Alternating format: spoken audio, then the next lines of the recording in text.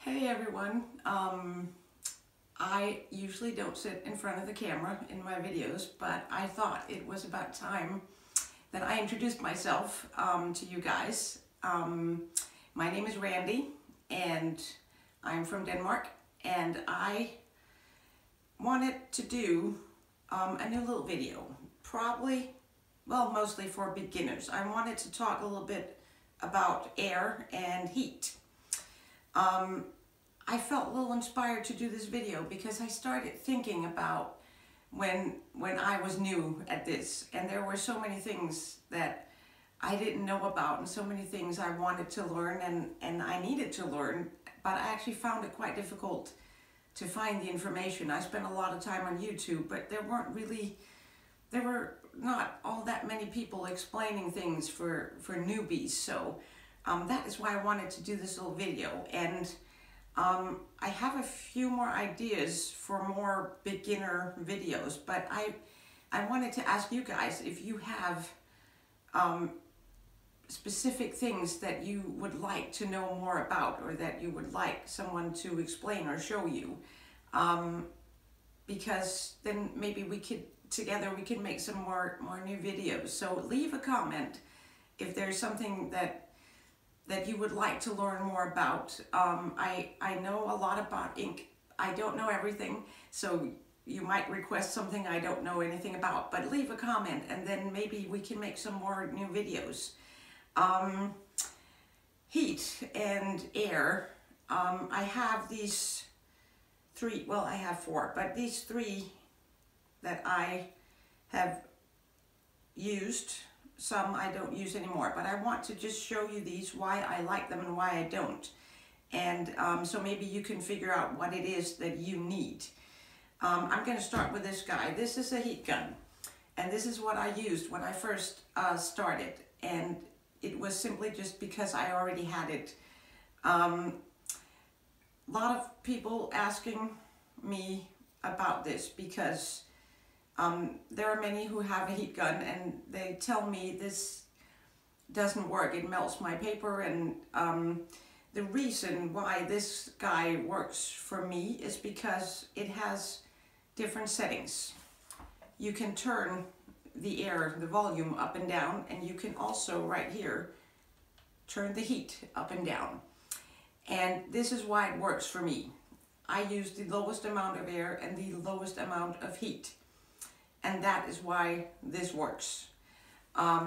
If you do stuff where you need a lot of time to work with your ink and your isopropyl and move it around, then you want cold air so that it doesn't dry too fast. So this is not for you. If you do like a little heat and you want your stuff to dry a little faster, you could use one of these, but you need one with different settings so that you can use the lowest amount of heat. Otherwise it will be too hot. It will ruin your inks and it will melt your paper. So, but different settings is really good. The thing that I don't like so much about this is it's not very handy. It's kind of big, and when you're sort of having to move it around, it's not handy. It's not that heavy, but it's a little too big. So that was the heat gun. I don't use this as much anymore. He's also getting old, so I might retire him soon. A couple of months ago, I decided I needed something new in case he needs to go to heaven. I hope not. So anyway, I bought this one. This is a Remington. I believe it is called a volume and curl. It comes with these little brush attachments that you obviously don't need. There are many other artists that have something, it's a Revlon, I believe. It looks very much like this.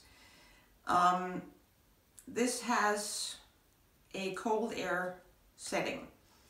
I was a little surprised when I started using it and realized that the air wasn't actually cold. There is a little bit of heat to it, but I do prefer a little heat when I work with my stuff. So for that reason, I still like this. It was also a little more powerful than the heat gun, so I needed to practice a little with this. and figure out how far away from my ink I needed to have it. But I did some pieces, I practiced, and now it's actually working really, really well for me, even though it is too powerful. And I will show you a little, I'll do a little example at the end of this video to show you how you can make something that's a bit too powerful, you can still make it work for you. The really, really good thing about this one, it is very easy to handle. It weighs practically nothing, and I just hold it like this. You put it down, you pick it up. It's so easy to move this around. So that is why I really, really like this one. The last one that I have here, I use this on occasion. This is actually just my normal hair dryer that I use to dry my hair. This is sort of a little tiny. It weighs next to nothing. It's like a travel size hair dryer. It also has a cool air function, and this is a little more cold than this one. So if I don't want too much heat, I will break this one out. This has the handle on it, but it's still fairly easy to use it. This one was very, very cheap. I bought this at a local store, and it was very cheap. It has this little attachment here you put on so that you kind of have a small space where the air comes out. This one was a little more expensive than this, but still very affordable. I don't remember the price of this, but it was not expensive. So if you are completely new, I would recommend that you start by pulling out your normal hair dryer. Try it out and see what works for you and what does not. Does it have a cool air setting and you want the cold air? Is it too powerful for you? Try it out and figure out what works for you and what does not work for you. Don't start out by going out and buying the most expensive hairdryer you can find. It's not necessary. If you need to buy something new, you could try one of these little cheap, I think it's like a travel hairdryer. They're usually not that expensive, and a lot of them aren't too powerful. So if you need to buy something new, a little travel size hairdryer would be a good option. If you then start getting a bit more into ink and know that you want to like do it more and you need something that's a bit more fancy, I would recommend something like this. This is Remington, there's Revlon, I think there are different brands that have these volume curl hair dryers. I really like it. It's very handy. So if you sort of get into it, maybe try one of these. In Denmark, it's not super expensive, but it's not really, really cheap. I would like to talk a little bit just quickly about the heat and what surface that you are painting on, because if you are using tiles, I know a lot of people buy these cheap little ceramic tiles to practice on at first, because you can really easily wipe the ink off. You can use all the heat that you want. It has no effect. If you're using something like Yupo, you need to be a little more careful with the heat, because the paper will, what do you call it? It will like crumble. It'll start going like this. So careful with the heat on Yupo and other types of paper like that. I mostly work on Nara paper, and that is actually a bit more heat resistant.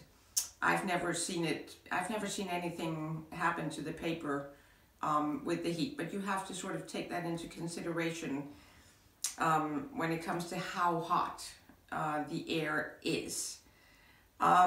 There's also this little guy. Now, he obviously won't dry your ink at all, but it's a fun little thing to use to move your inks around. I think this is a Tim Holtz, but you can get these sort of different brands. I think you can, they're used to like clean camera lenses, I think. This is a fun tool to have, but not for drying.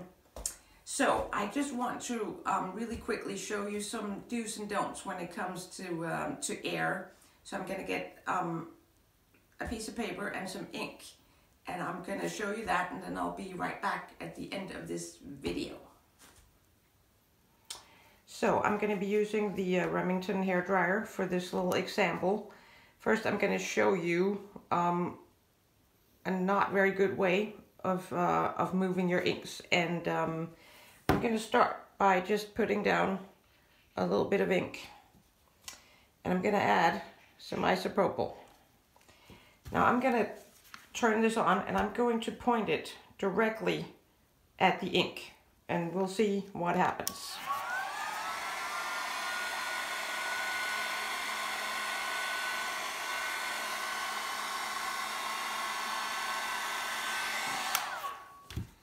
This is what happens. It just spreads out. When you point it directly down at the ink, you have very little control over what happens. This just, I call these fingers. It's weird fingers. This actually looks a little dirty. But this is, this is definitely, I'm gonna remove that. This is definitely not a good way of doing it. I'm just gonna wipe this off real quick. I might not get all of it. Here we go. So, I'm going to show you a better way of doing this. Put down a little ink again. What we're going to do with this is we're going to point the hairdryer directly down onto the paper. We're going to move it around the ink. We're not going to put it directly over the ink, but next to it and straight down on the paper. I'm going to add a little ISO, and we'll see what happens.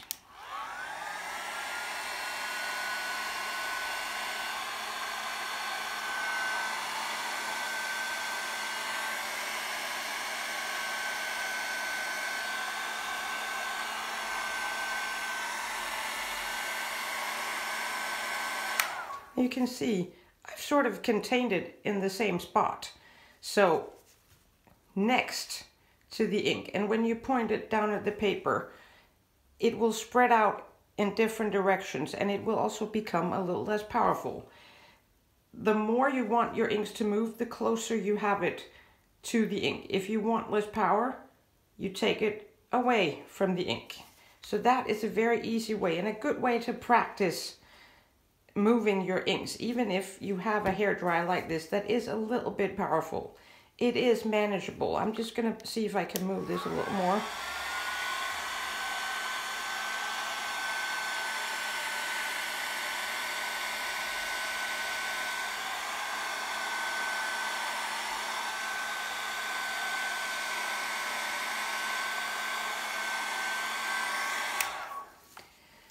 Also, I have this quite close to the paper when I'm doing this, which makes it easier to control. If you lift it up too high, there will be more air down on the ink. But remember, depending on what you're using, your surface, not too much heat, especially for like Yupo paper. Should I do just a little experiment too with this little air puffer thingy? Because this is also something where you can completely ruin what it is that you want to do, but you can also move your inks sort of very, very gently. Sometimes, and this happens, you get a little excited and you just start going like this. And you sort of, well, I'm crossing over to the other ink now, but it just, you have no control. It just spreads out. You just need to be a little more careful with the puffer. Tiny little squeezes, and you can start to gently move it in the direction that you want. So this is actually fun. I use this for my more sort of abstract pieces. So you can make some cool shapes with this, but be gentle. Don't just go like this. Just tiny little puffs. So I hope this helps you a little bit, especially with the hairdryer. Straight down on the paper and next to the ink. This is the best way to control your air, and a really good thing to do when you're new. So you sort of get a feel of how far away you need to be from the ink and how close to the paper you need to be. So that was just my quick little demo of controlling your air. So I think that was it for this video. I hope that some of you find this useful, and maybe will help you a little in your new ink adventure. It was sort of fun sitting in front of the camera. I'm not sure I feel super comfortable, but it was fun. How did I do? Did I do okay? My hair looked pretty. Anyway, that's it for this time. Remember, leave me a comment if there's something specific you want me to do in another video. And you're more than welcome to subscribe to my channel. I will definitely be doing more videos. And that's it for now. And I hope to see you back again soon.